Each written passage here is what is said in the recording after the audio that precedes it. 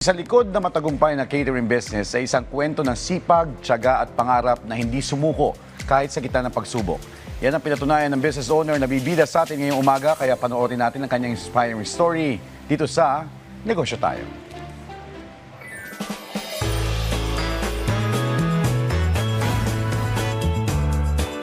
Actually, we started sa bahay. Nung una, nagbe-bake lang kami. Then, sa mga friends kami nagbebenta. And then, eventually, nag-start din kami sa mga merienda, sa mga pasta. And then, mga ulam. Then, party trays.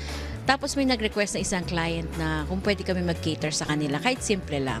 So, tinry na lang namin. Tapos, lahat ng nakatikim, parang naging interesado sila, nasarapan daw sila.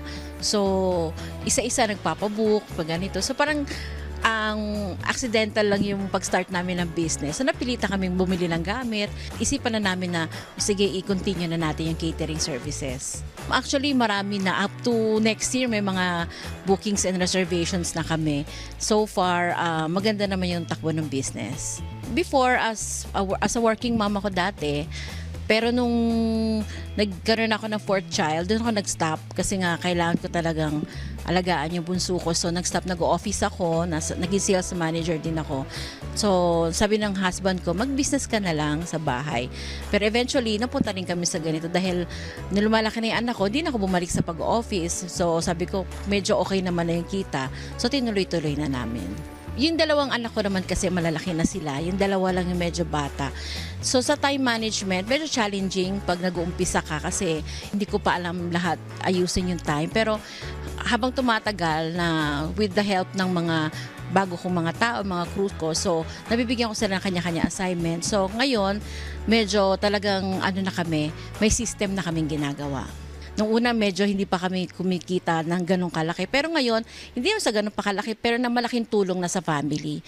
Kasi may mga nag-aaral pa akong anak and may mga tao akong nabigyan ng trabaho kahit papaano.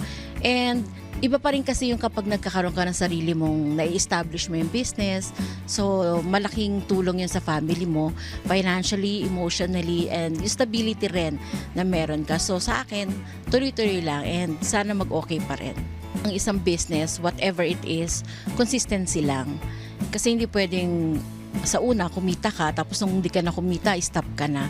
So, kailangan tanggapin mo na may mga, hindi lahat ng araw ay panalo ka. So, kailangan matatanggap mo na itong client na to or itong event na to, hindi tayo masyadong nanalo dito or hindi tayo kumita. So, kailangan lang tuloy-tuloy. Kasi hindi naman lahat bad days.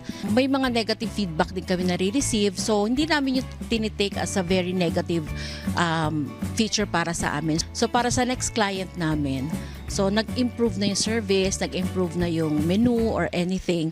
So dapat open ka sa mga negative na mga bagay kasi lahat naman wala pa namang perfect pero pwede mong ayusin every time. Based lang po sa experience ko, dapat we should start small para yung mistakes natin hindi expensive. Kasi alam mo yun, parang lalo na pag hindi naman tayo ganun kagaling pa rin sa una, no?